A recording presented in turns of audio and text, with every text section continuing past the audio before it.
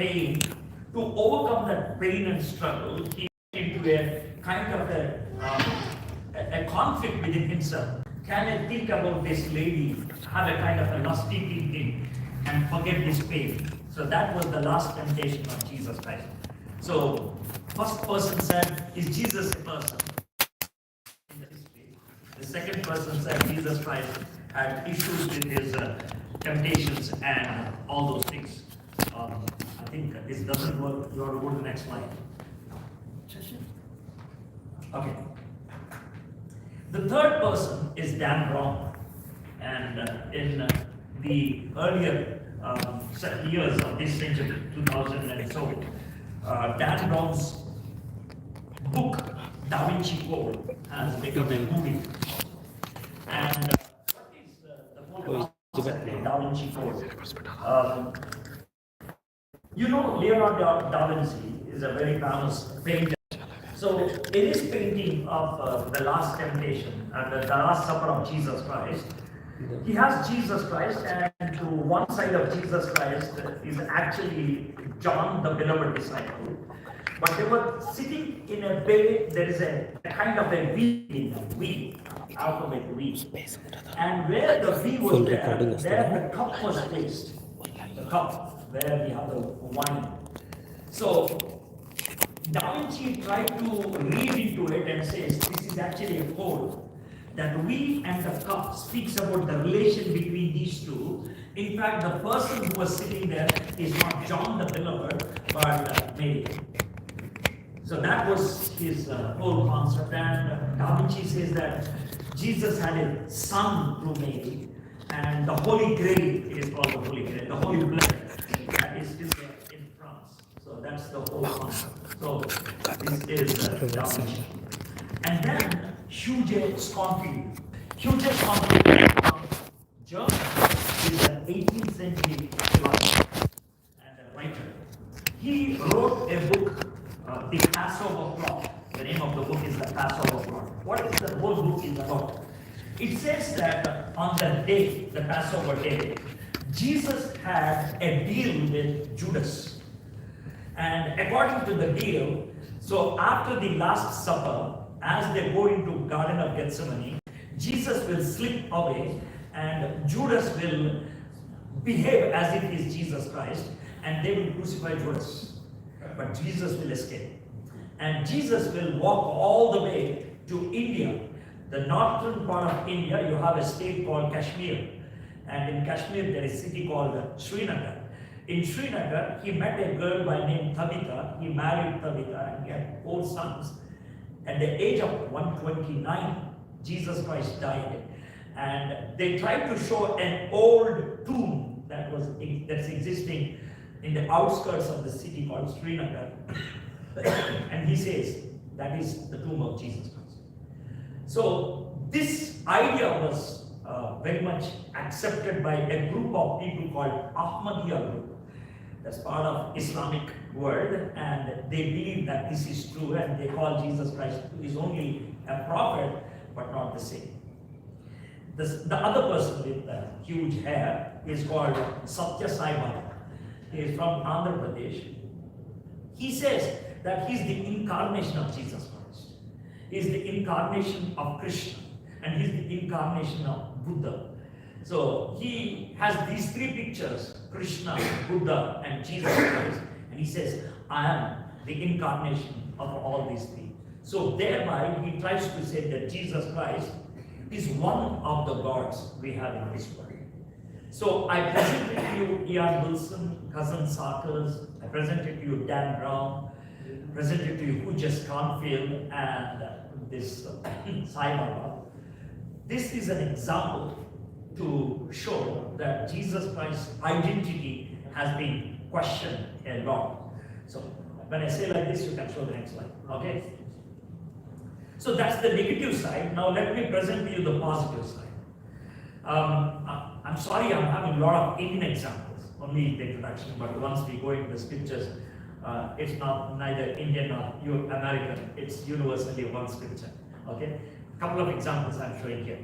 The first one is Swami Vivekananda, but the reason why I picked up Swami Vivekananda is this. Swami Vivekananda is from India.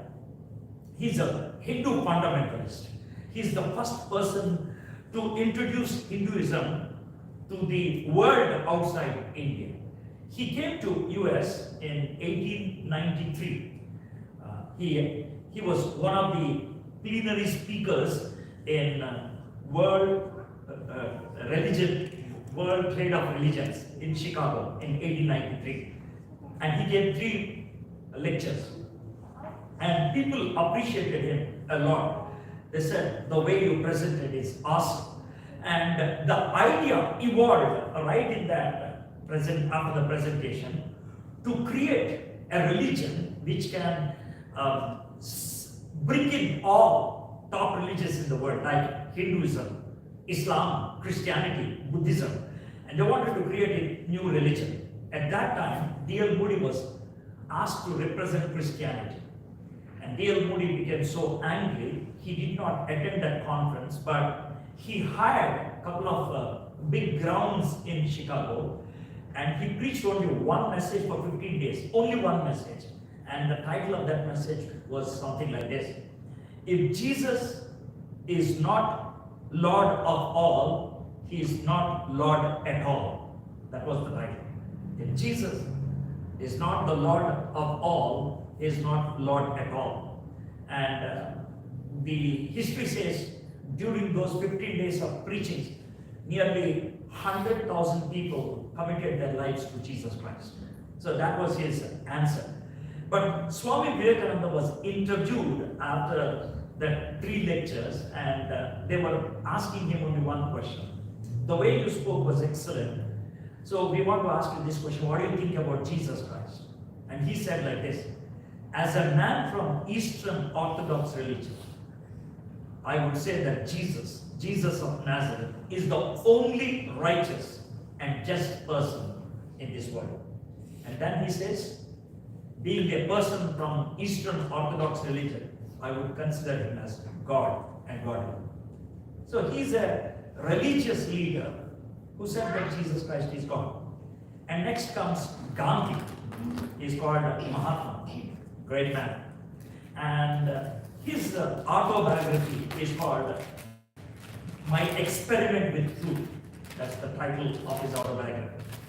In that, he made this statement because it was actually taken from the interview he had with one of the senators who came from all the way from USA to India to interview Mahatma Gandhi. In that interview, he said like this. He was asked, what do you think about Jesus Christ? He said, my whole philosophy is drawn from him. So I don't question his identity. I don't question his historicity. And he made this statement: there is no need to prove the historicity of Jesus. From the sermon he gave on the mountain went straight into my heart. So that's what he said. Okay, next slide. So I presented to you a religious leader, I presented to you a politician. Now this man is Blaise Pascal. Now Blaise Pascal is the first person who created a calculator for us. The picture you are seeing is the first calculator he made. And he gave us the idea for the computer. And Blaise Pascal gave us barometer also. He's a very well-known scientist. Blaise Pascal was an atheist. His sister was previously a Buddhist and she became a Christian. So quite often she was trying to communicate to Blaise Pascal about Jesus Christ, but he was not willing to take it in. One day, this man was going on a cart that was driven by 2 horses. So as he was crossing a river, one of the horses, it just jumped. We don't know for what reason. And then his cart started slipping into the river. Blaise Pascal, who doesn't know swimming, he started holding on to the cart, and he was screaming, and somebody who was walking on the bridge saw Blaise Pascal and pulled him up. When he came onto the bridge, when he was standing there, he made 2 statements which later appeared in his book called Pieces. He said, "Oh man, what you need today is not science, but a savior." In fact, he was asked this question: When you are holding on to that car, when you are slipping, what came into your mind? He said, it was not barometer, it was not my calculator, but I was only thinking about, is there a person who will pull me up? So what, oh man, what you need today is not science, but I say. And then he looked up and he said like this, oh God, when you created us, you created us with a God-shaped vacuum. And that vacuum, when it is filled by Jesus Christ, then human beings will be complete. So he was not only accepting Jesus Christ as a person in the history, but he's the only one who gives us the ultimate satisfaction. The next one. You might have heard about this movie called Ben-Hur. You must know how this movie has actually come into picture. There was a leading legal person, you can say. His name is Lou Wallace. He's from New Jersey, that area. And he's not only a leading person as far as legal aspects are concerned, and he was also very rich, but he's an atheist. One day, it seems he was traveling by train, and a lady was sitting across, and she was reading Bible. His friend Illingworth was sitting beside him, and Illingworth showed that lady and said, see, these people are still reading Bible. You have brains, you have money, you have logic. Why don't you write a book to prove that this book is a waste? It's a myth. So Lou Wallace said, yeah, that's a great idea, but I need to do a lot of research to do that. So Lou Wallace took it as a huge challenge and went all the way to Jerusalem, stayed there for 3 years, learned Hebrew and Greek and Aramaic, and started gathering all the possible information about Jesus Christ, and he started writing the book called Christianity is a Myth. He finished 3 chapters and he was into the 4th chapter. It seems for 3 days he was not able to pen even a word. He struggled a lot. After 3 days of struggle, he knelt down and he prayed like this, my Lord, my God, the more I try to prove your non-existence, the more I'm convinced that you are there and you are my God. But later, all the information he gathered, he doesn't want to throw it off. He wrote a book called Ben-Hur. He wrote it in the year 1949. Ben-Hur. And 1953, the movie was made. And Ben-Hur is a character. He's a kind of a slave. Ben-Hur is a Hebrew name. Okay? Ben in Hebrew is son of. Hur is the name of the person. Ben-Hur is actually son of Hur. That's it. So that's the character. And from all the information he gathered, he created that, and that's how the picture has come into existence. Now, I have presented to you 4 persons who, in a way, they presented or agreed that Jesus Christ is somebody and is God. One is a politician, that's Mahatma Gandhi. One is a religious leader, Swami Vivekananda. One is a scientist, that Blaise Pascal. And one is a journalist or a legal person, Lou Wallace. Now, but do we have evidences outside the Bible? As a person who is not a Christian, as a person who is not interested in Bible, do I have evidence to look in and say, well, let me look further. Yes, I agree that this person is somebody and the world outside speaks about him. So let me check out who he is. If you ask that question, now from here onwards, I want to present to you the possible resources we have outside the Bible where we can find about Jesus Christ. But before that, let me ask you a question. Because this is a kind of a classroom, I expect you also to talk, and that will be very nice. Do you know Alexander the Great? Right? Not personally. Do you believe that Alexander the Great is a real person in the history? Yes. Do you believe that at a very tender age of 33, he won the whole world and he died?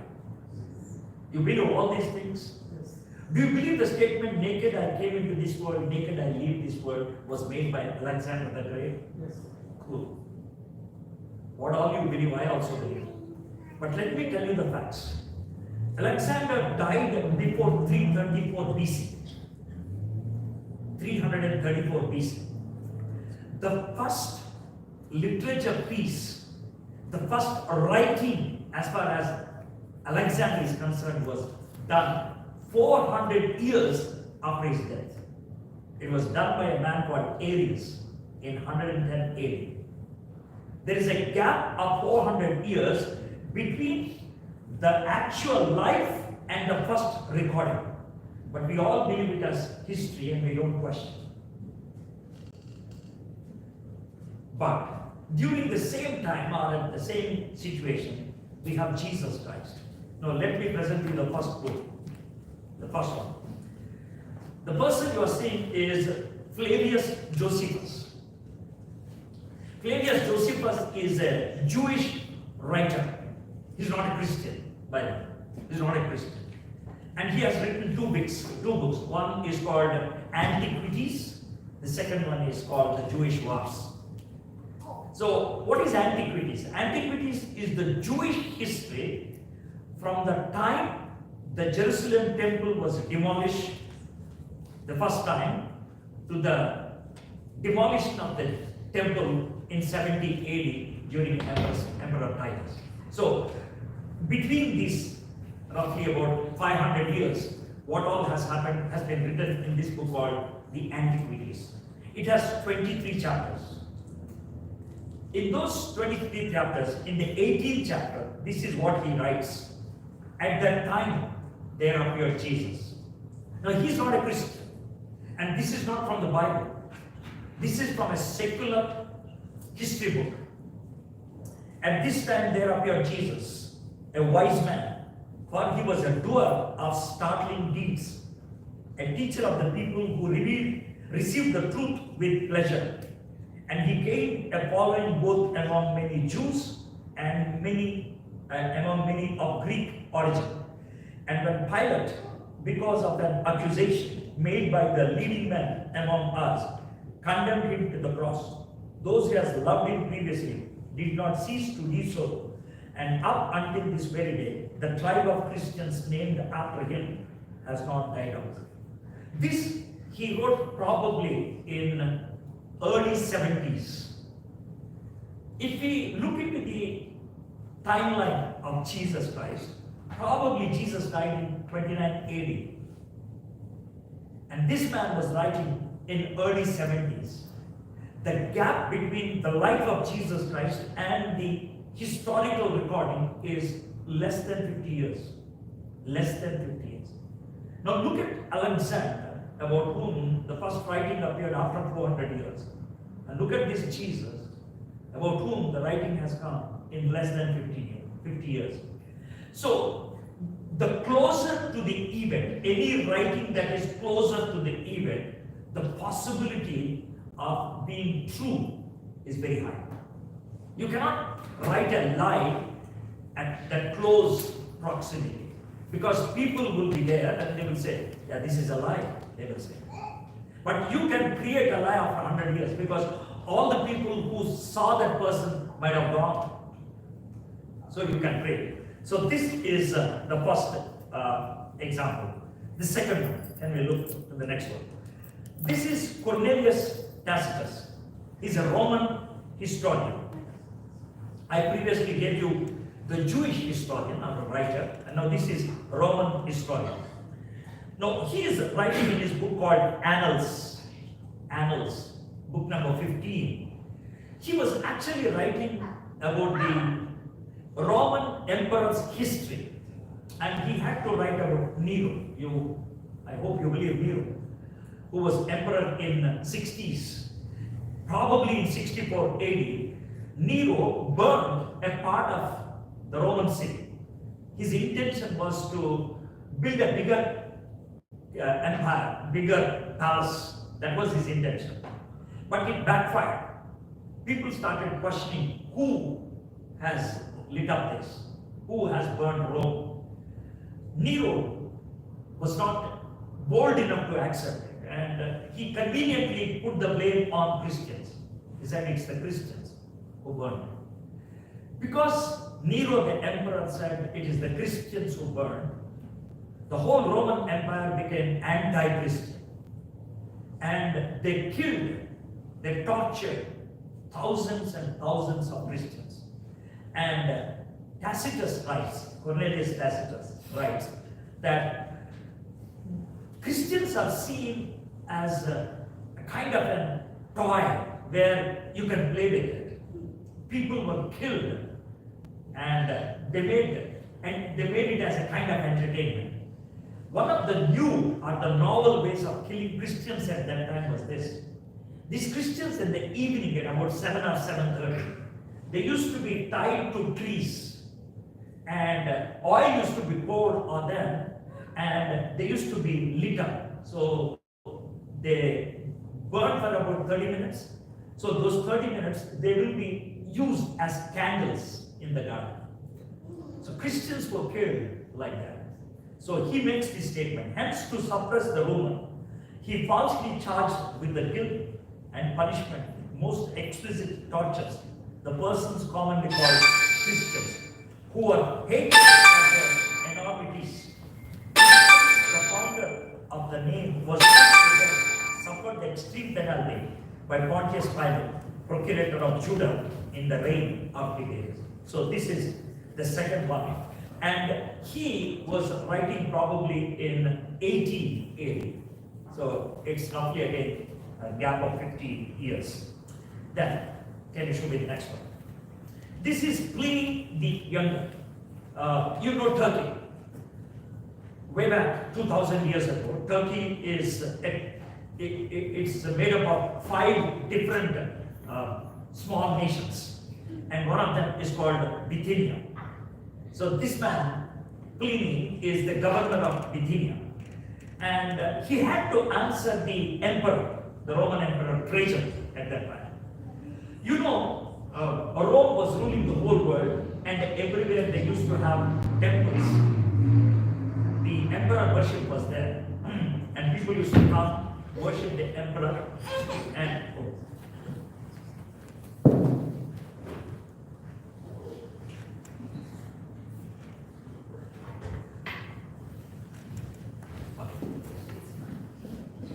she's very bored. Maybe she's shocked. I don't know. So they used to get all that collections to Rome, the capital. He had some problem, Trajan, because from this part, that's Bithynia, the collection was going down and down and down. So he had to ask Pliny the explanation. What happened? Why it is coming down? So Pliny was writing in 110 AD. Was writing in 110 AD. And he was writing like this. The sum total, it was trying to say that basically because Christianity is on the rise, the people coming to our temple have come down. That's the whole gist. But let me tell you what the exact error was. The sum total of their guilt or error was no more than the following. They had met regularly before dawn on a determined day and sung antiphonally a hymn to Christ as to a God. They also took an oath not for any crime and not to break any promise. So he was giving an explanation. There is a sect that has come up called Christianity. And because this sect is on a rise, the people coming to our temple are coming down. This is another example. Okay, next one please. And this is Plague of Trails. This has already come up as a movie also. He wrote 16 books, basically in Greek. It's a compendium of the history from 776 BC to 137 AD.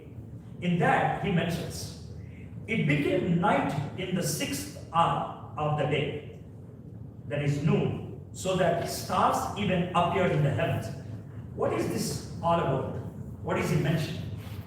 You remember that Jesus Christ was crucified on a Friday, and probably it's in the month of April 29 AD, and probably it's April 3rd, probably the timeline works out very well. So on that day, in the afternoon between 12 and 3, there was darkness, that's what the Bible says.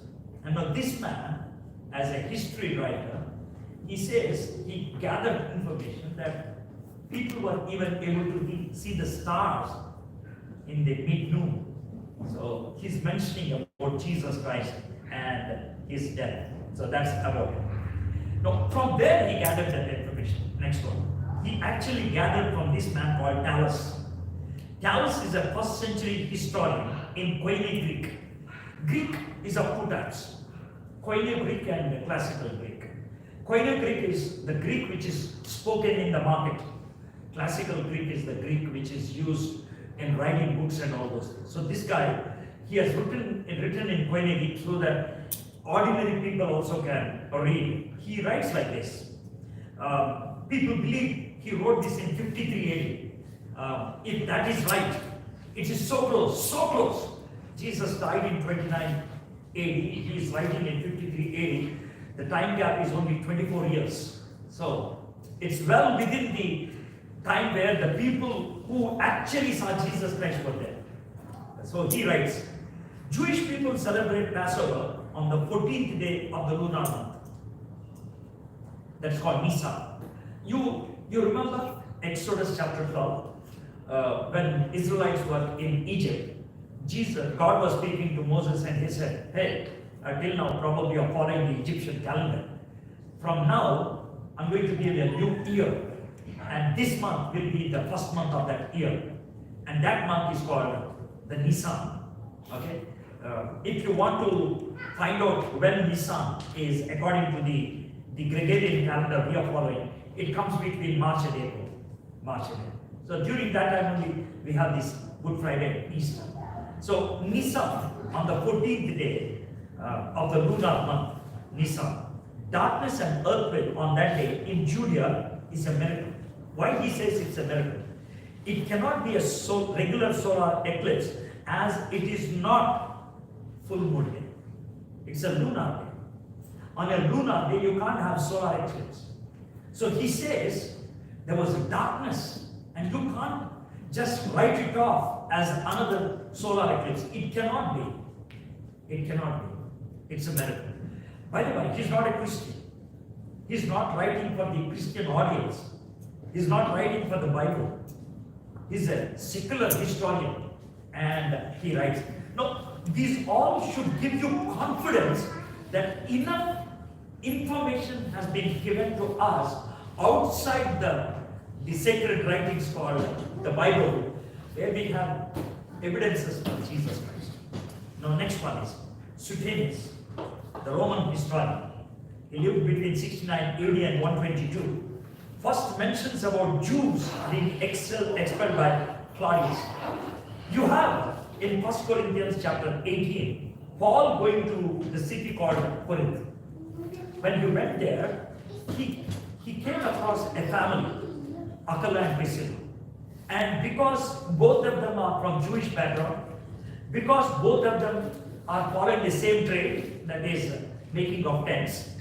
So, and the other thing is both of them have the same philosophy, the Jewish people becoming Christians. So Paul stayed with Aquila and Priscilla. But where from this family came? They came all the way from Italy. Why did they come from Italy? At that time, there was an emperor by name Claudius. He was anti-Christian. So what he did was, he drove away, or he persecuted Christians in Italy. They ran out of Italy and they settled in Greece and other parts. So he reasoned being, there were constant disturbance instigated by Christus. So he mentions the name Christus. Can we go to the next one? This is Lucian of Samosata. He's a Greek satirist. You understand the word satirist? He will be writing in a way that will be very provocative. He writes like that. And he writes in his book, the Christians worship a man to this day, the distinguished personage who introduced this new cult and crucified on that account. So he writes and he raises these questions. Jesus Christ was worshipped as God. Jesus Christ was crucified for his teachings. Disciples of Jesus believed in him to death. So these are different secular writers. Now I'll show you one more. This is a small letter. It's a very small letter, a private letter. A private letter written by a father to his son. And this letter has come up in the 2nd century. And he appears to be a Roman philosopher. And he wrote about virgin birth and resurrection of Jesus Christ. And Mara Bar Serapia, a private citizen, who wrote to his son in the 1st century after 73 AD, he wrote about the unjust treatment of 3 wise men. Who are the 3 wise men? Socrates, Pythagoras, and Jesus Christ. So this is a letter that has been excavated or discovered. It was written in 73 AD. Jesus died in 29 AD. So all these are evidences clearly found outside the scriptures to prove that Jesus Christ was a person in the history, and people had enough questions about him to begin. Okay? Now I'm coming to the Bible. Okay? This is Luke. Luke was a kind of a journalist. He is a doctor by profession, but he was having that desire, or you can say that was his passion, to collect information and make it into a book. So that's how he wrote 2 books. One is the Gospel, the other one is Acts of the Apostles. Okay? He might have written in the 70s, because Acts of the Apostles ends up with Paul in the Roman prison. So he was in the prison in 62 AD. So just after that, in the later part of 60s or early part of 70s, scholars don't say that he went into 70s, because in the year 70, the temple was demolished.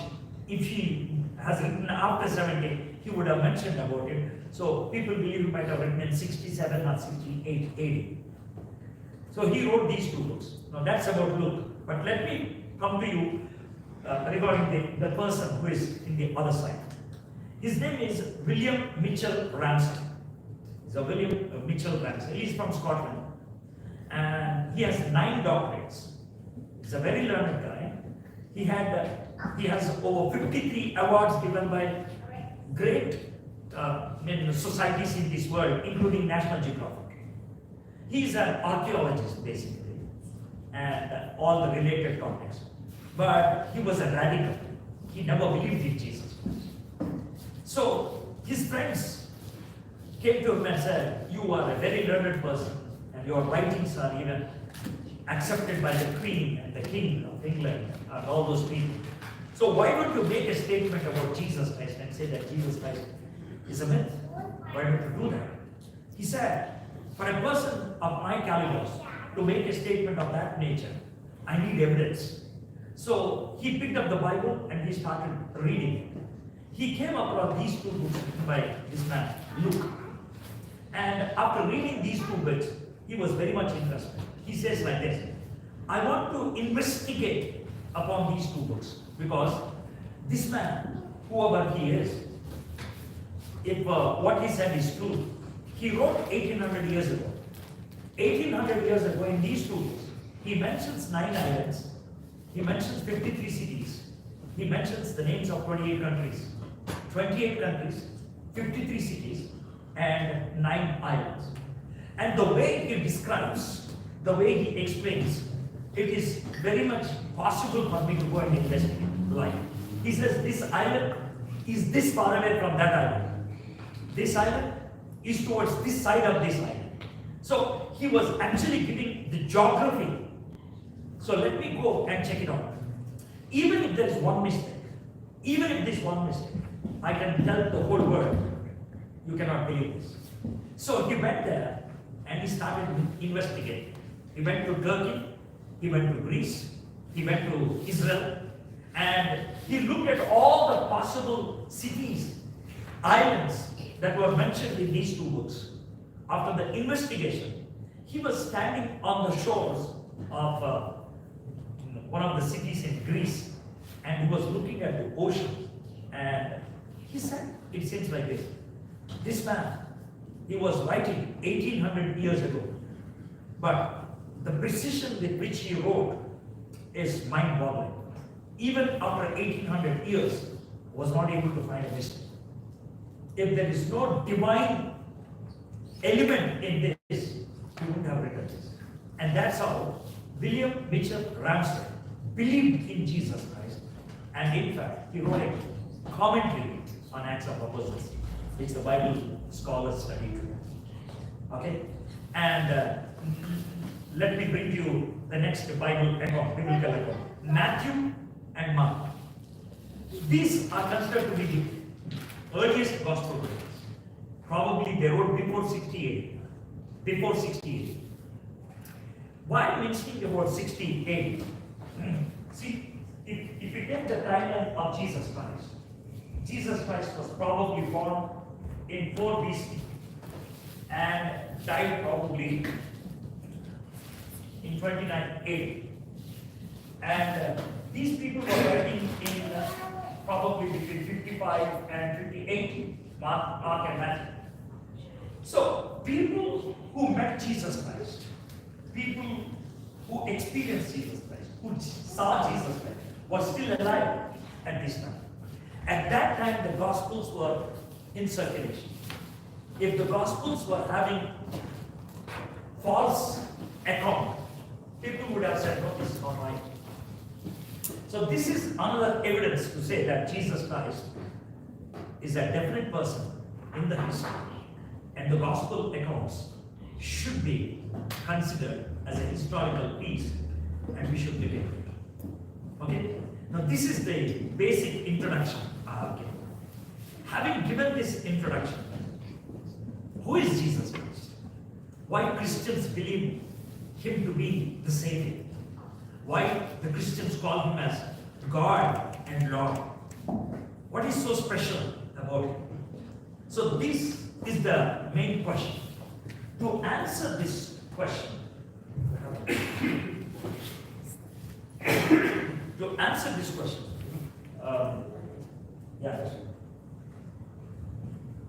about 20 years ago, not 20, 30 years ago, I developed a track.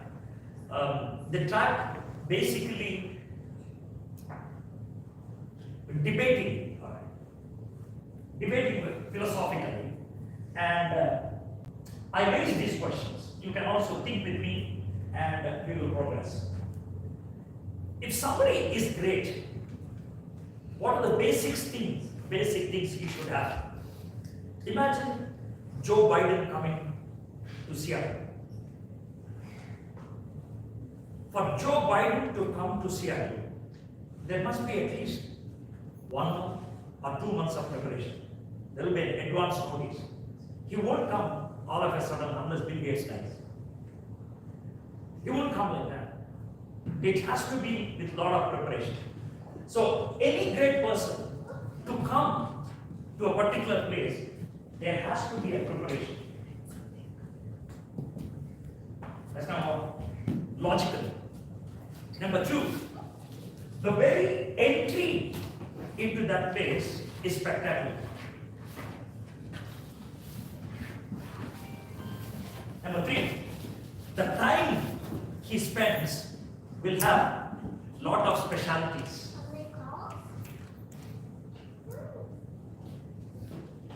And the exit will be purposeful. Like he will accomplish something and then he leaves. Exit. And then people will speak about it for several years. So these are the basic things any great personality should have. So basing on this, I said, I believe that Jesus Christ is God because of 7 things. What are the 7 things I want to mention about it is this. Number 1, Jesus Christ came into this world with a lot of announcements, lot of preparation, lot of information given before.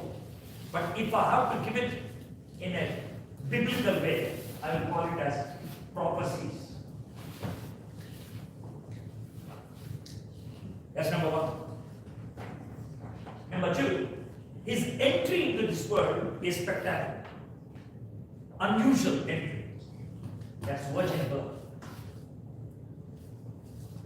Number three, if you look at it, his unique life, sinless and unusual declaration. What is the most unusual declaration you can find in Jesus Christ is this: can anyone find sin in me? Nobody made that statement.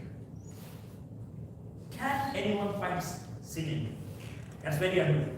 That's number three. Number four, he had power over creation. We call it miracles, science, whatever. Number five, purposeful life is death on the cross. You are going to live.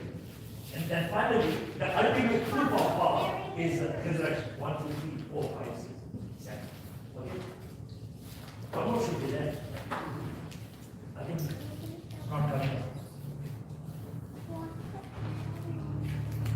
It should go up, I think. Not the complete picture is there. Okay. The last one is universal influence, worldwide impact. So what I'm going to do now is this. We started about 30 minutes ago. All right. Probably we'll look into 1 or 2 before we take a break. Okay. Jesus Christ fulfilled prophecies. Okay. Can you show me that? Next slide. There are at least 380 to be precise. Some scholars say it's 300. 318 prophecies about Jesus Christ before he came into this world. Some of the prophecies are thousands and thousands of years before Jesus Christ. The first prophecy about Jesus Christ, the first declaration of Jesus coming into this world is not to a human being. It's not to a human being. It's to the great arch-rival of Jesus Christ, Satan, Lucifer. The first prophecy was made to Lucifer. It's in Garden of Eden. I will put my enmity between you and the woman, between your offspring and her offspring. He shall bruise your head, and you shall bruise his heel. How early this prophecy has been made? Let me give you this information. See, we have the earliest precise dating, to 2000 BC. 2000 BC. In 2000 BC, around 2000 BC, we have Abraham. Around 1000 BC, we have David. Around 580 BC, the temple was demolished. So this is how it is. We are here in 2024 AD. From Abraham to Adam, we don't know how many years it is. Some try to say it's 2000 years, which is not right. Which is not possible. It cannot be 2000 years. It has to be more than 2000 years.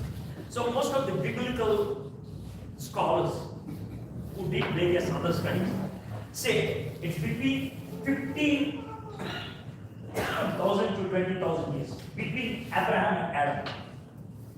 For example, in Genesis chapter 9, you have 8 people. Genesis chapter 9, you have 8 people. Genesis chapter 10, you have 70 nations. So the gap between 9th chapter and 10th chapter should be not less than 2,000 to 3,000 years. We don't just count it. Bible was not written like giving all the details. It gave the enough information to build up the story for Jesus. So that's the information that's sufficient for us. So what I'm trying to say is roughly 15,000 years before Jesus Christ came into this world, there was a prophecy about Jesus Christ. Then to Abraham and in your offspring shall all the nations of the earth be blessed, because you have obeyed my voice. Paul quotes this verse in Galatians chapter 3, verses 15, 16, 17, and he says, the offspring is singular. Because it's singular, that offspring is not Isaac, but Jesus Christ. Not Israel, but Jesus Christ. That's what he argues. So this is one. The third one is to Moses, the Lord your God will raise up from you a prophet like me, from among you, from your brothers. It is to him you shall listen. I want to involve you in this. This is given to Moses. God says, like you, Moses, like you, I'm going to raise a brother from the Jewish sect, Jewish people. So, what God was trying to say is, Moses and Jesus should have some similarities. Can you tell me what are the possible similarities between Moses and Jesus? What is it? Both are prophets, okay?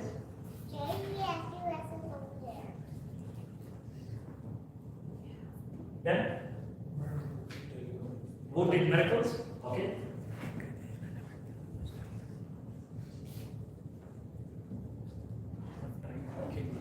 Pardon? Both are trying to kill and really. Both. When they were kids, they would have been killed, okay? Infants, death, as child. Both cases, okay?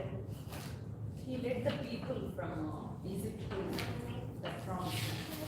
So this is physical deliverance, this is spiritual deliverance, okay? Anything else? Both were meek and gentle. Both are meek and gentle. Do you consider Moses as meek and gentle? I don't know. You have to redefine the word probably. He was, I'm just trying to joke. He was very harsh in the beginning, but towards the end, he was completely transformed. And that's why he was called the meekest of all. Good. I just mean, okay, good. Meek. Gentle. Right? Anything else? Any similarity between Moses and Jesus? Both were misunderstood when people are. Yeah, both were misunderstood. Yeah, that's good. Good. First part of the net, they both were hidden. That's right. Led to promised land. Yeah, that's already said. Physical deliverance, this is spiritual. Right? Anything else? Okay, I will try to give some, probably which you never thought. Moses appeared on the stage after 400 years. 400 years. Think about that number, 400 years. They worked in Egypt for 400 years. Then Moses appeared. And then he led them out. Okay? Jesus also appeared after 400 years of silence between Malachi and John the Baptist. Okay? Both of them. Both of them have been called out of Egypt. Both Jesus Christ and Moses. Okay? So, both of them had a problem with the kings when they were kids, before they were born. Okay, a lot of similarities. And that is why he makes this statement. He will be, don't go. A prophet like me from you, or from among you, and from your brothers, it is to him you shall listen. Look at that last part. It is to him you shall listen. It is to him you shall listen. Can you think of the event or the moment when this statement was made? Listen to him. It is to him. Pardon? Transfiguration. Cool. Transfiguration. When Jesus Christ was transfigured, there was Moses and Elijah. And there were 3 disciples, John, James, and Peter. They heard a voice from heaven saying, now listen to him. So there was Peter, there was Moses there, and there was also Jesus. So this is how beautifully the prophecy getting fulfilled, you can see. Okay? Now, a lot of people ask me this question. Why do you think Bible is right, authentic, authoritative? Why do you believe in Bible? Bible is the only book, before the book was fulfilled, or the book was completed, the prophecies mentioned in the book got fulfilled. A lot of books have been written, and if at all there were some prophecies, they got fulfilled after the book was closed. But not with Bible.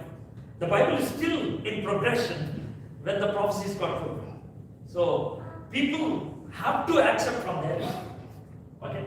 So that's where beautifully we can understand. Okay, next level. These are prophecies from Psalms. I will tell of the decree. The Lord said to me, "You are my son, today I have begotten you. Ask of me, I will make the nations your heritage, and the ends of the earth your possession." Just I'm mentioning few of them. Then there are some psalms which are called messianic psalms. Why they are called messianic psalms? Because these psalms, though written by David and others, but the Spirit of God inspired them to write in such a way, they were actually the things that are happening, the deeds that are happening, the issues that are related to Jesus Christ. For example, Psalm 22. Can you show me the next slide? Psalm 22. It is about the crucified Messiah. My God, why have you forsaken me? Why are you so far from saving me from the words of my groaning? So this was actually the prayer of Jesus Christ. This was written probably in 900 BC, 950 BC. And this got accomplished in 29 AD. So we have all the Psalms like that. Psalm 35, it speaks about the attacked Messiah. Psalm 69 speaks about the strong Messiah. Psalm 110 speaks about the divine Messiah. So these are the messianic psalms. Now we'll come to the next one. Book of Isaiah. Of all the prophetic books, Isaiah is considered to be the eagle, the one which has the highest level of vision, large vision. So, and in that you have every detail. For to us a child is born, to us a son is given, and the government shall be upon his shoulder, and his name shall be called Wonderful Counselor, Mighty God, Everlasting Father, Prince of Peace. Okay? And interestingly, in the prophecies of Isaiah, there were 4 songs. They're called Messianic songs. 4.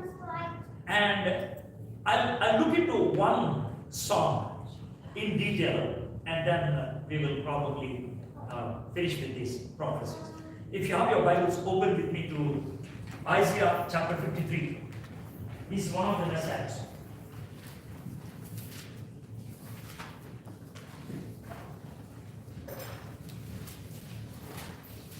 The book of Isaiah was probably written in 700 BC, around 700 BC. And this is 53, Isaiah 53. Now, Isaiah 53 has 12 verses. Okay. Now, what I'm going to do is this. As you're looking into the scripture, I will narrate to you what happened to Jesus Christ the day he was crucified. I'm just trying to narrate to you what happened to Jesus Christ when he died, when he was crucified in 29 AD. Verse 1, Isaiah 53 verse 1, is actually a rhetoric question.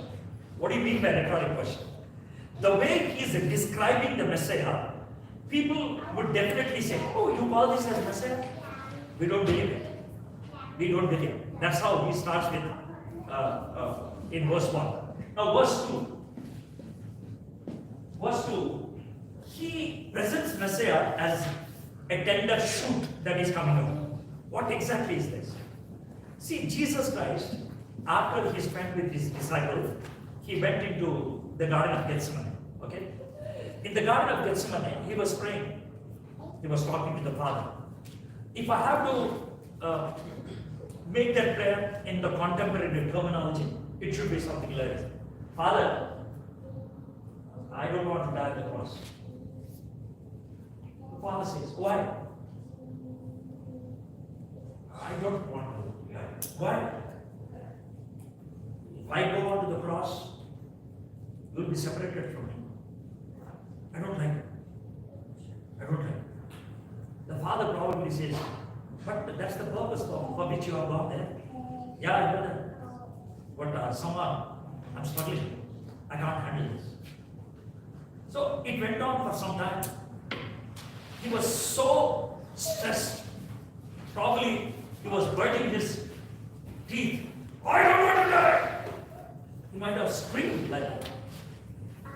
And as he was stewing, probably with the fists closed, tightly closed, screaming, and his blood was gushing inside intensely. He was going through that stress. If I have to use a medical term, because this whole process was written by only one gospel writer who is a doctor, Luke. He says, sweat came out like blood.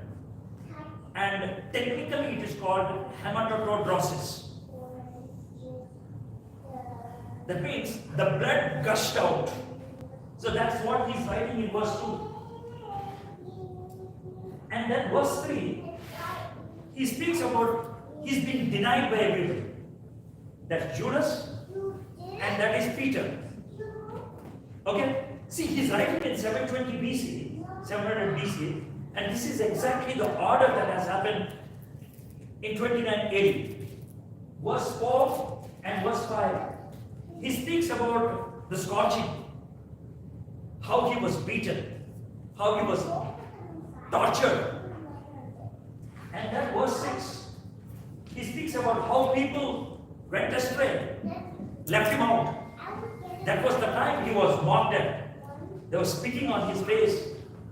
And then verse 7, he speaks about the judgment that was given on him. See the order, how it goes beautifully. As you come to verse 9, it speaks about he being crucified or killed between two thieves. It's there. Then as you go further, it speaks about his tomb in a rich man's place. So the whole thing is in the form of a song written 700 years before the actual event. 700 years before actual event. And when I was taking this class yesterday in Portland, somebody was asking me this question.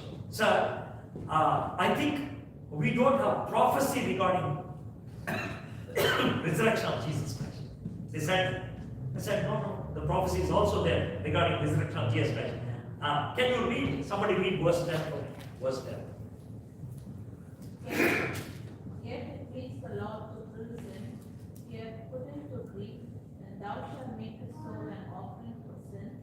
He shall see his seed, he shall prolong his days. He shall prolong his days.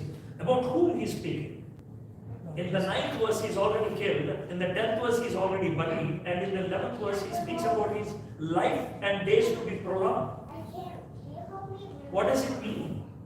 He's speaking about his eternity, his eternal life. He's going to come back. So every detail has been given to us. Prophetic. Okay? So let me finish up this concept of prophecies. Now, you can Google this man. His name is Peter Stoner.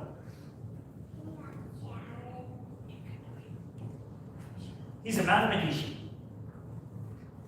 And his specialization is statistics. And he's narrowing it down to probabilities. He deals with the concept of probabilities. You know what is a probability? If I give you a bag in which I put only $1 and tie the dollar with a red ribbon and ask you to pick up that, what are the chances? The chances 100 out of 100. But if there are $2 coins and only $1 coin is tied with the ribbon, what is the chance? 50. So like that, what he did was this. If you take 8 prophecies, only 8 prophecies of Jesus Christ, and put them in an order. His birth, his life, his death, and all those things. What is the probability that all these 8 prophecies should be fulfilled only in one person? In mathematics, he says it is 1 into 10 to the power of minus 27. Probably for a non-mathematician, you may not understand what it is, but I'll try to explain. This is the explanation given by Peter Shawnama. He says, take the state of Texas, and you fill the state of Texas with dollars. How many dollars? Dollars up to 2 feet from the ground. The whole of Texas. The whole of Texas. Filled with dollar coins. Up to 2 feet. And among all the dollars, you take only $1 and tie a ribbon. And you call your friend. And you blindfold him and ask him to go any distance, anywhere, and any much of time.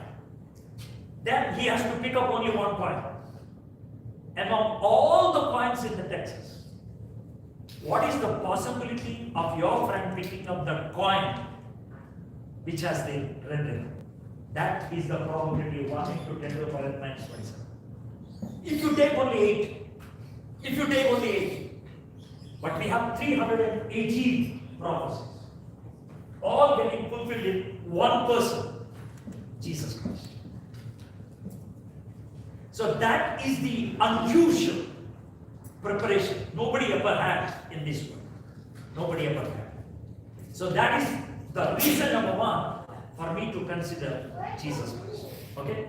Now we go to the reason number 2. Okay? Next one. Yeah, the virgin. Therefore the Lord himself will give you a sign. Behold, the virgin shall conceive and bear a son, and shall call his name Anointed. And the fulfillment is seen here. And Mary said to the angel, how will this be, since I am a virgin? And the angel answered, the Holy Spirit will come upon you, and the power of the Most High will overshadow you. Therefore the child to be born will be called Holy, the Son of God. Now, 2 questions we have. Is it truly a virgin birth or a created concept? Because who will prove that? Who will prove that? And how can it go to that level? These are the possible questions we have. So let me tell you one thing. The whole concept of virgin birth with an official record is possible only in one culture, that is the Jewish culture. In no other culture it is possible. The reason is this. Let me go into details as far as the culture is concerned. See, in the American way of wedding, there are 2 things that happens. One is called engagement. The second,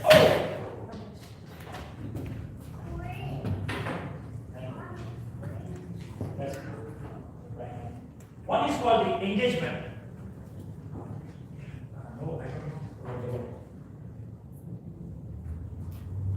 One is called the engagement, the other one is called the wedding. That's it.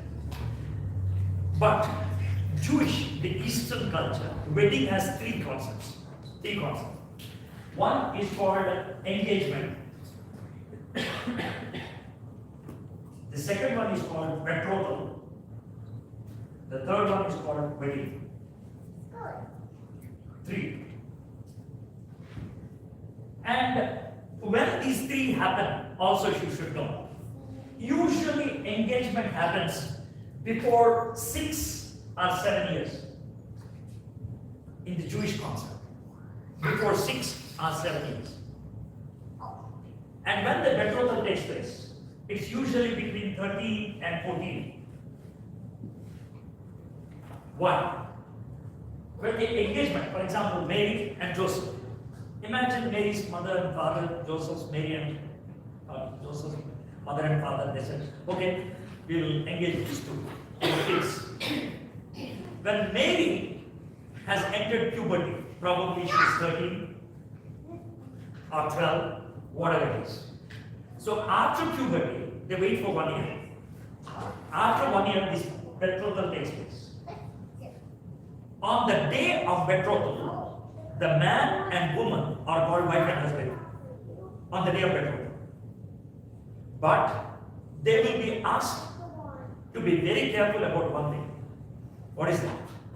You are wife and husband, but for 1 year, you should not come close physically.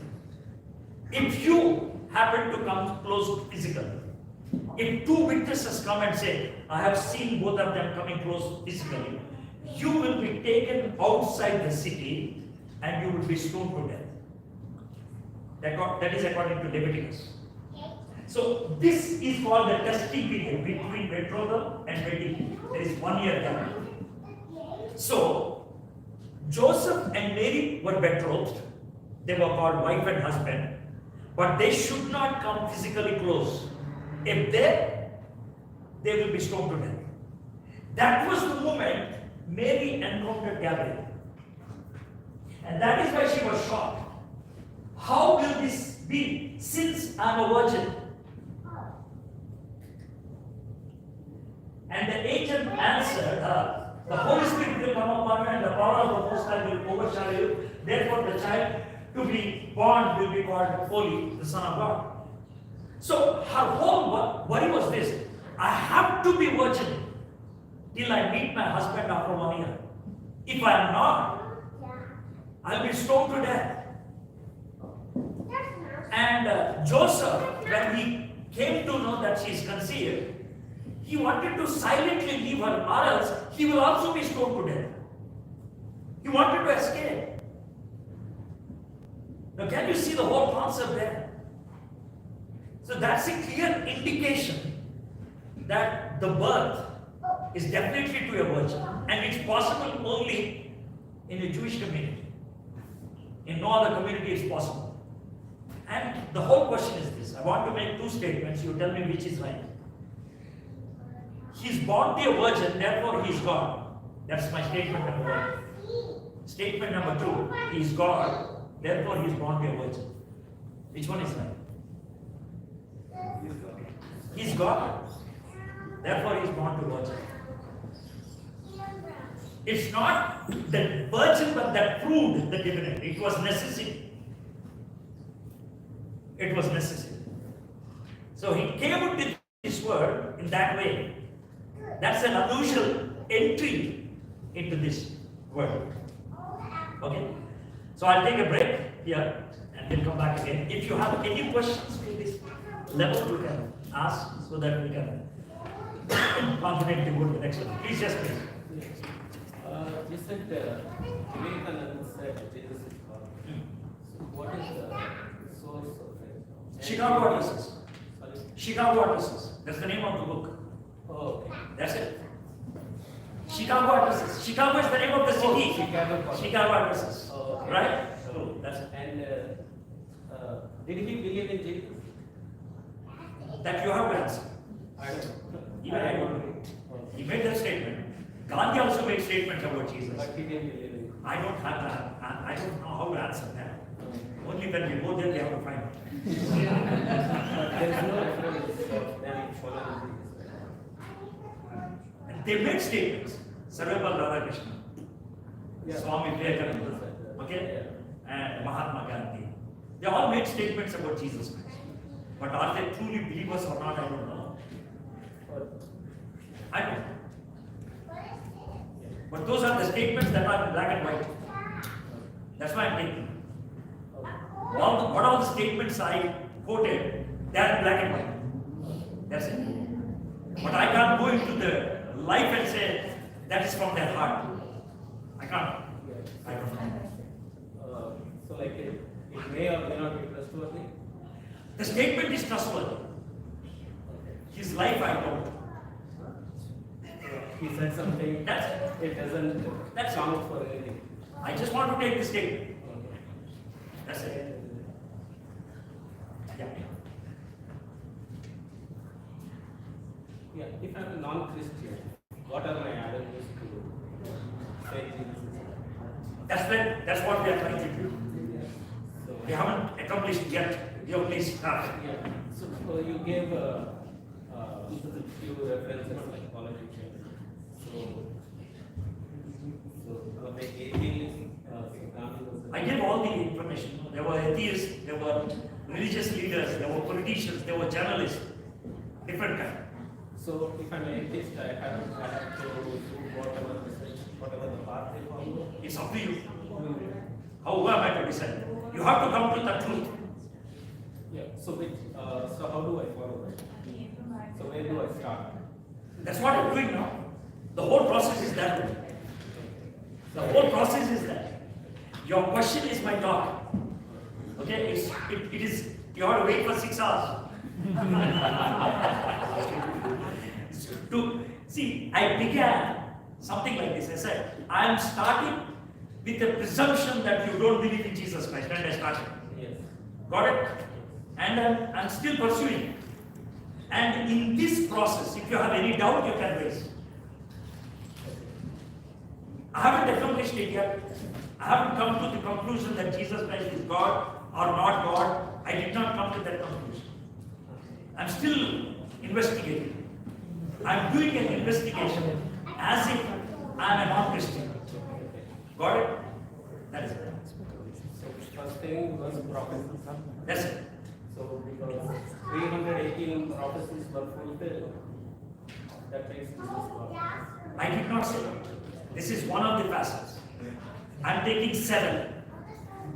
I'm taking 7. All the 7 clubbed together will make him what I want.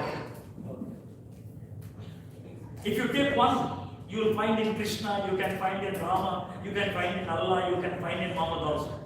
But all 7, the combination of 7. So if everything, whatever you say is fulfilled. It's not whatever I said, philosophy said. I mean, Yeah, that's the points you're going to make. Yeah. Is Jewish people still follow the same?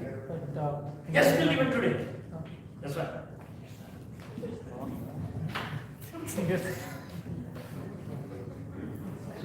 Okay? I don't know how you want to have the break. Okay, go ahead. But make it fast Yeah, we'll have a little after and have little. That's better. Or else you'll sleep.